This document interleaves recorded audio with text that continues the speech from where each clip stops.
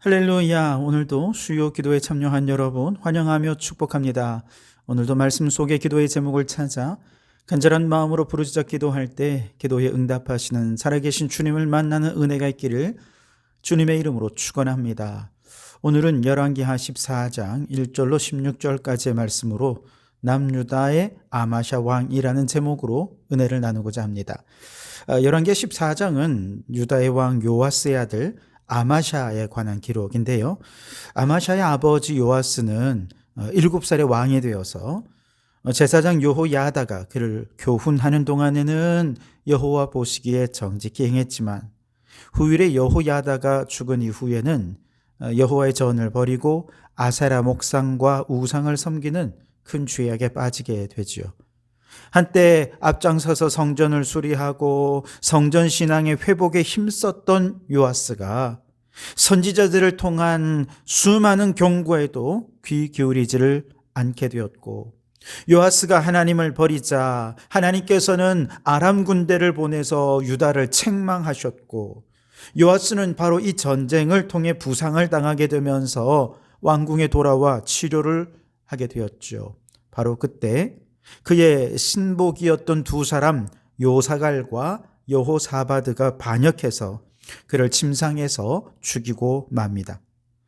열왕기하 12장 21절에는 이렇게 요아스 왕을 반역한 두 신복의 이름을 요사갈과 여호사바드라고 구체적으로 이름을 기록하고 있습니다.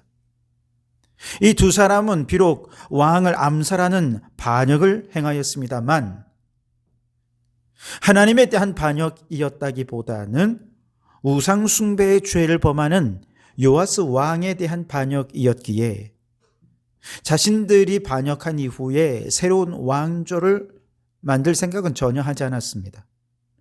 오히려 왕의 혈통인 요아스의 아들 아마샤를 왕으로 세우게 되죠.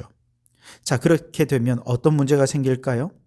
자신들이 왕으로 세운 아마샤가 나중에 힘을 얻게 되면 자신들이 보복을 당한다, 그렇게 생각하지 않았겠습니까? 요사갈과 여호사바드도 틀림없이 그것을 알고 우려를 했을 것입니다. 그래서 보통 상식적으로라면 반역한 자들은 모든 왕족을 다 멸절시켜버리고 자신이 일대가 되는 새로운 왕조를 세우게 되거든요. 그런데 이 두 사람은 자신들이 죽을 것을 알면서도 요아스의 아들 아마샤를 왕으로 세우면서 다윗의 혈통을 변함없이 이어가게 됩니다. 왜 그랬을까요? 그것이 하나님의 약속이었기 때문에 그렇습니다. 물론 하나님이 기름 부어 세우신 왕을 함부로 죽이는 것은 결코 허용되어서는 안 되죠. 그들의 반역은 결코 정당화될 수 없는 것입니다. 다윗도 사울 왕을 얼마나 죽이고 싶었겠습니까? 사울 왕을 죽일 기회가 2번이나 있었고 주위의 사람들도 이건 하나님이 주신 기회라고 말하면서 사울을 죽이자고 얘기했지만 다윗은 2번 다 사울을 놓아주었죠. 왜냐? 하나님의 뜻이 아님을 알았기 때문입니다. 그럼에도 불구하고 하나님이 기름 부어 세우신 그 왕이 악을 행하고 우상을 숭배할 뿐만 아니라 백성들을 죄악의 길로 이끌고 있다면 이건 누군가 반드시 브레이크를 좀 잡아줘야 되는 것 아니겠습니까? 요사갈과 여호사바드 두 사람은 자신의 사리사욕을 위해 반역을 행한 것이 아니라 하나님의 말씀을 바로 세우기 위해, 하나님을 향한 유일신앙을 이 나라 위에 온전히 세우기 위해 하나님을 거역하는 저 왕 요아스를 죽일 수밖에 없었던 것이죠. 독일이 1차 세계대전의 패전국이 되면서 독일인이라고 하는 민족적 자존심이 완전히 무너졌습니다. 거액의 전쟁 배상금을 갚느라 경제적으로 심각한 공황 상태에 빠졌습니다. 게다가 정치적으로도 매우 혼란해져서 나라가 큰 위기에 있었습니다. 바로 그때 히틀러가 탁월한 대중적인 연설과 아리안 혈통의 우수성과 강한 독일을 재건하겠다라고 주장하면서 대중들의 마음에 불을 붙이며 마치 구원자처럼 등장을 하게 됩니다. 이때 독일 교회도 히틀러를 구원자로 칭송하면서 예수의 영이 독일을 통해 나타났다 주장하는 등 왜곡된 국가주의적 신앙에 빠져서 2차 대전과 유대인 학살이라고 하는 엄청난 죄에 동참하고 말지요. 바로 그때 하나님의 뜻을 왜곡하는 독일 제국교회에 반발해서 20세기 최고의 신학자로 알려진 칼 바르트를 비롯한 소수의 목회자들이 고백교회를 창설하고 저들의 죄악에 저항하는 바르멘 선언을 선포하죠. 그리고 시간이 지나 2차 대전이 마무리될 때쯤에는 독일의 양심이라고 불리우는 본회포 목사가 히틀러를 암살할 계획을 세우고 실행하려다가 체포되어 교수형을 당하게 되는 일도 있었습니다. 바로 그때가 히틀러가 자살하기 3주 전이었습니다.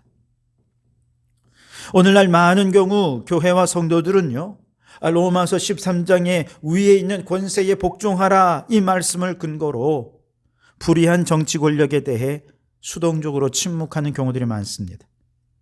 다윗이 기름 부어 세우신 사울 왕의 폭정에도 불구하고 보복하지 않았던 것을 근거로 아무리 불의한 권력자라도 그냥 침묵하고 마는 한국교회 모습을 보게 됩니다. 하지만 성경에 보면 하나님께서 불의한 죄악에 대해 반드시 사람을 통해 보복하시고 저항하는 모습도 우리에게 분명히 증거하고 있지요. 구약에서 행해진 수많은 전쟁들, 특히 저 가나안 정복 전쟁은 단순한 영토 전쟁이 아니었습니다. 전리품을 챙겨서 부를 쌓기 위한 전쟁도 아니었습니다. 가나안의 정복 전쟁은 가나안 땅의 저 원주민들의 우상 숭배의 죄악에 대한 하나님의 심판이었습니다. 가나안 땅을 하나님이 다스리시는 그 나라로 세우기 위한 거룩한 전쟁이었습니다. 역사의 주권자이신 하나님은 반대로 이스라엘 백성들이 죄를 범할 때는 이방 나라들을 통해 그들을 하나님의 심판의 도구로 사용하셔서 이스라엘을 공격하기도 하지 않으셨습니까? 다시 말해 하나님이 세우신 권세에 대해 순종하며 기도해 주어야 하는 것 올바른 일이지만 불의와 불법을 강요하고 하나님을 대적하며 생명을 파괴하고 우상을 숭배하는 죄악된 정권이라고 한다면 누군가가 그들의 죄악에 브레이크를 걸어 주어야 한다는 거예요. 칼 바르트나 본회퍼는 얼마든지 신학교에서 학생들 가르치고 탁월한 신학적 업적을 남기면서 후대에 존경받는 신학자로 이름을 날리는 것으로도 만족할 수 있었던 사람들이었습니다. 그러나 히틀러가 운전대를 잡고서 수많은 사람들을 죽음으로 몰고 가는 그 버스를 보고 있으며 어떻게 가만히 있을 수 있겠습니까? 그들은 자신의 생명을 바쳐 버스를 멈추고 생명을 살리기 위해 뛰어든 사람들이었습니다. 요사갈과 여호사바드는 요아스 왕 시대의 칼바르트요 본회포가 아니었을까요? 요시야 왕이 운전대를 잡고 우상 숭배의 나라로 죄악의 불구덩이를 향해 뛰어들었지만 모두가 그 불의 앞에 침묵하고 있을 때 요사갈과 여호사바드는 운전대로 뛰어들어서 브레이크를 밟고 차량을 멈추게 한 요시야 시대의 양심이었던 것이죠. 그러니 여러분, 세상의 불의와 불법에 단지 수동적으로 침묵만 할 것이 아니라 행동하는 신앙인으로 살아있는 신앙 양심을 가지고 살아가는 우리 성도들이 되실 수 있기를 주님의 이름으로 축원합니다. 자, 우려했던 대로 아마샤가 왕이 된 다음에 세월이 좀 흘러서 독자적인 세력을 구축하고 이제 왕으로서 힘이 생겨났을 때 아마샤는 자기 아버지 요아스를 죽인 두 사람을 향해 복수를 하지요. 5절에 보면 나라가 그의 손에 굳게 섬에 그의 부왕을 죽인 신복들을 죽였으나 그랬습니다. 하지만 오늘 본문에서는 아마샤의 복수에 초점을 맞추기보다는 그 과정에서 아마샤가 하나님의 말씀을 따랐다는 것에 더 주목하고 있습니다. 6절에 보시면 왕을 죽인 자의 자녀들을 죽이지 아니하였으니 이는 모세의 율법책에 기록된 대로 함이라. 곧 여호와께서 명령하여 이르시기를 자녀로 말미암아 아버지를 죽이지 말 것이요 아버지로 말미암아 자녀를 죽이지 말 것이라. 오직 사람마다 자기의 죄로 말미암아 죽을 것이라 하셨더라 그랬습니다. 한마디로 보복은 하지만 그 자녀들은 죽이지 않았는데 그 이유가 모세의 율법책에 기록된 대로 하였기 때문이라는 겁니다. 이 모세 율법책이 어디냐면 신명기 24장 16절인데요. 오늘 이 6절에서 신명기 24장 16절의 말씀을 완전히 그대로 옮겨 놓았습니다. 부모의 죄 때문에 자녀를 죽여서는 안 된다는 이 신명기의 말씀을 6절에서 그대로 인용하면서 아마샤는 모세의 율법에 기록된 대로 행했음을 강조하고 있죠. 그렇습니다. 아마샤는 의로운 반역자들을 향해 사적인 복수를 감행하는 죄를 범했지만 그 와중에도 하나님의 말씀에 순종해서 복수가 확산되는 것을 차단했습니다. 그래서 아마샤에 대한 성경의 평가는 잘한 것도 있고 못한 것도 있다 그래요. 3절과 4절에 보시면 아마샤가 여호와 보시기에 정직히 행하였으나 그의 조상 다윗과는 같지 아니하였으며 그의 아버지 요아스가 행한 대로 다 행하였어도 오직 산당들을 제거하지 아니하였으므로 백성이 여전히 산당에서 제사를 드리며 분향하였더라 그랬습니다. 여호와 보시기에 정직히 행했지만 다윗만큼은 못했다. 요아스처럼 율법에 충실했지만 산당은 제거하지 않았다. 이것이 아마샤의 평가였습니다. 여러분, 이것이 오늘 우리들의 모습과 닮아 있지 않습니까? 우리도 하나님 보시기에 잘한 면도 있지만 잘못한 면도 있죠. 우리는 그 누구도 하나님의 마음에 합한 다윗과 같은 사람은 없지요. 그렇다고 해서 아합 왕처럼 그렇게 악한 사람도 그렇게 많지 않습니다. 때로는 요아스처럼 하나님께 충성할 때도 있지만 때로는 세상과 타협하며 살아가는 것이 우리들이죠. 아마샤처럼 하나님 말씀에 순종하기도 하지만 미신적인 것에 마음을 빼앗긴 때도 있었습니다. 그런데 감사한 것은요, 하나님은 우리들이 잘못한 것은 작게 여기시고 잘한 것은 크게 보아주셨어요. 그래서 우리가 여기까지만큼이라도 하나님의 은혜 속에 살아올 수 있었던 것이죠. 부모님들 중에는요, 자녀가 9가지를 잘해도 1가지 못하면 그거 야단치는 부모가 있는가 하면 9가지 잘못해도 1가지 잘하면 그걸 칭찬해주는 부모가 있어요. 우리 하나님은 어떤 분이실까요? 아마 후자의 부모와 같을 겁니다. 우리가 다 잘못하고 실수하고 죄악투성이로 살아가지만 아마샤처럼 하나님 말씀대로 살려고 애썼던 그 작은 수고, 그 작은 헌신을 대단하게 보시면서 칭찬해 주시는 분이 우리 하나님이신 줄 믿습니다. 아니, 좀 더 정확하게 얘기하면 우리가 한 것은 사실 아무것도 없어요. 우리가 한 일은 뭐냐? 예수님을 나의 구원 자로 믿었을 뿐이에요.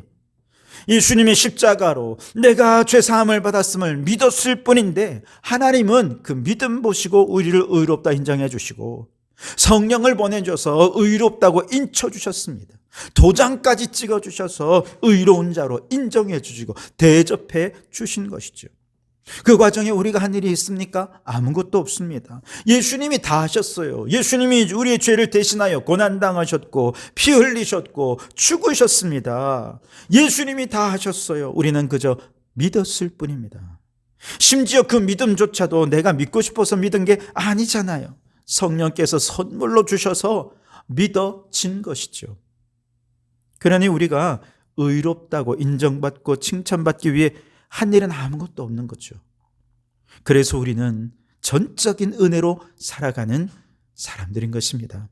여러분, 아마샤 같은 우리는 잘하는 것 같은데 잘못하고 의로운 것 같지만 죄인인 쩔뚝발이 신앙인입니다. 하나님 은혜가 없으면 아무것도 아닌 존재들이라는 거죠. 그럼에도 불구하고 여기까지 인도해 주신 에베네셀의 하나님, 지금도 우리와 함께 하시는 임마누엘의 하나님, 장차 인도하실 여호와 이레의 하나님, 그 놀라우신 은혜를 기억하고 기대하며 날마다 감사하고 찬송하며 살아가는 은혜 충만한 성도들이 되시기를 주님의 이름으로 축원합니다. 자, 7절에 보시면 이 아마샤가 이제 에돔과의 전쟁을 치릅니다. 아마샤가 소금 골짜기에서 에돔 사람 10,000명을 죽이고 또 전쟁을 하여 셀라를 취하고 이름을 욕두엘이라 하였더니 오늘까지 그러하니라 그랬습니다. 자, 에돔과의 전쟁에서 승리했다는 얘기죠. 그런데 이 에돔과의 전쟁에서 승리하면서 아마샤는 나름 큰 자신감을 얻었던 것 같아요. 그래서 이 기세를 가지고 북이스라엘을 침공할 계획을 세웁니다. 아마도 그의 마음속에는 남과 북을 통일하고 싶은, 그래서 통일된 왕이 되고자 하는 나름대로 원대한 꿈을 품었던 것 같습니다. 하지만 이것은 아마샤의 교만이었죠. 막상 아마샤가 북이스라엘의 요아스 왕과 벌인 전투에서 아마스가 패배하고 말았습니다. 이 일로 인해 아마샤 왕은 산채로 잡혔고 예루살렘 성벽은 일부가 무너져 내리면서 외부 세력에 노출되고 말았습니다. 게다가 성전의 기명들과 왕궁 곳간의 모든 금, 은, 보물, 기명들은 다 탈취당하고 말았죠. 통일은 좋은 일이지만 아무리 좋은 일이라고 해도 교만한 마음으로는 하나님의 뜻을 이룰 수가 없다는 얘기입니다. 남유다의 요아스 왕도 북이스라엘의 요아스 왕도 남유다의 아마샤 왕만큼이나 교만한 사람이었습니다. 8절로 10절에 보면 아마샤가 에돔 전쟁에서 승리한 다음에 교만해져서 북이스라엘의 요아스에게 선전 보고문을 보내죠. 그러자 이스라엘 왕 요아스가 한 가지 우화를 사용해서 자신의 뜻을 아마샤 왕에게 전달하는데요. 이 우화에서 요아스는 일단 남유다를 보잘것없는 가시나무에 비유하고 북이스라엘을 아름다운 백향목에 비유합니다. 그런데 저 보잘것없는 가시나무가 아름다운 백향목에게 네 딸을 내 아들에게 달라, 그렇게 얘기를 하죠. 그러자 레바논의 들짐승이 그 가지나무를 다 짓밟아버렸다, 그렇게 이야기를 한 거죠. 한마디로 저 하찮은 남유다가 위대한 북이스라엘을 공격한다면 남유다는 망할 거다, 그렇게 우화를 통해 얘기를 한 것입니다. 우화의 내용을 보면 북이스라엘의 요아스 왕도 남유다의 아마샤 왕만큼이나 교만하죠. 그래서 10절에 보면 요아스가 아마샤 왕에게 이렇게 얘기합니다. 네가 에돔을 쳐서 파하였으므로 마음이 교만하였으니 스스로 영광을 삼아 왕궁이나 내 집으로 돌아가라. 어찌하여 화를 자취하여 너와 유다가 함께 망하고자 하느냐. 아주 전형적으로 상대를 무시하고 모욕을 주는 말을 한 것입니다. 말 한마디만 잘하면 싸울 것도 안 싸울 수 있었는데 이 교만한 남유다에 대해 역시 교만한 북이스라엘의 요아스 왕이 서로 맞받아치면서 티격태격하며 전쟁이 발생한 것이죠. 영적으로 교만해서 하나님 말씀 앞에 겸손할 줄 모르는 남과 북의 상황은 전혀 통일을 할 준비가 되어 있지 않은 상황이었는데 서로가 티격태격하면서 전쟁을 하며 서로가 상처를 입게 된 것이죠. 사실 여러분, 남과 북의 통일은 얼마나 중요한 문제고 통일되고 하나 되는 것은 하나님의 뜻이기도 할 것입니다. 그러나 아무리 좋은 일이고 하나님이 기뻐하시는 일이라 해도 겸손히 자신을 낮추고 서로를 인정하려는 태도가 없이는 그것이 선하게 열매를 맺을 수가 없는 것입니다. 목적이 좋아도 수단이 잘못되면 그 목적은 선한 열매로 이룰 수가 없는 것이죠. 무엇보다 하나님 앞에 겸손하여 하나님의 뜻에 순종하고자 하는 영적인 겸손함이 없이는 결코 하나님의 뜻을 이룰 수가 없습니다. 오늘 우리도 마찬가지죠. 교회의 부흥과 하나님의 나라를 이루는 사명은 우리에게도 의미가 있고 하나님도 정말 기뻐하시는 일일 것입니다. 하나님은 오늘 이 시대에도 교회가 부흥하며 하나님의 나라가 왕성히 일어나기를 기대하고 소망하고 계시는 줄 믿습니다. 그러나 부흥은 아무렇게나 임하는 것이 아니라 하나님 앞에 겸손히 무릎 꿇고 기도하는 겸손한 교회, 하나님의 뜻에 겸손히 순종하는 교회에 임하는 것입니다. 하지만 한국 교회를 돌아보면 대단히 교만해져 있는 것이 느껴집니다. 많은 교회들이 마치 아마샤와 요아스가 교만하여 으르렁대다 싸우는 것처럼 목사와 성도들이 막 싸웁니다. 목사는 성도들 탓을 하고 성도들은 목사 탓을 하고 그렇게 으르렁거리고 싸우고 다투기만 하고 하나님 앞에 겸손히 기도에 무릎을 꿇는 자들이 없어요. 교회의 부와 권력이 몰리면서 교회가 세상을 향해 대단히 교만해졌지요. 겸손한 섬김이 아니라 마치 시혜를 베풀듯이 봉사합니다. 교회가 어떤 불법과 불의에 대해서 불의를 저지르고 이에 대해서 누군가 비난을 하고 지적하면 하나님의 일을 방해한다면서 오히려 교회가 핍박을 받는다고 적반하장식의 태도를 보이는 것이죠. 신천지나 통일교만 교회가 정치에 관여한다고 생각하지는 않습니다. 지금도 대형 교회의 목사들은 그들의 한마디에 정치인들이 움직이고 공적인 행정 시스템의 정상적인 작동이 왜곡되는 것을 보게 됩니다. 얼마나 교회가 교만해져 있는지를 단적으로 보여주는 것이죠. 그러면서 교회는 신뢰를 잃어갔고 복음의 문은 점점 닫혀간 것입니다.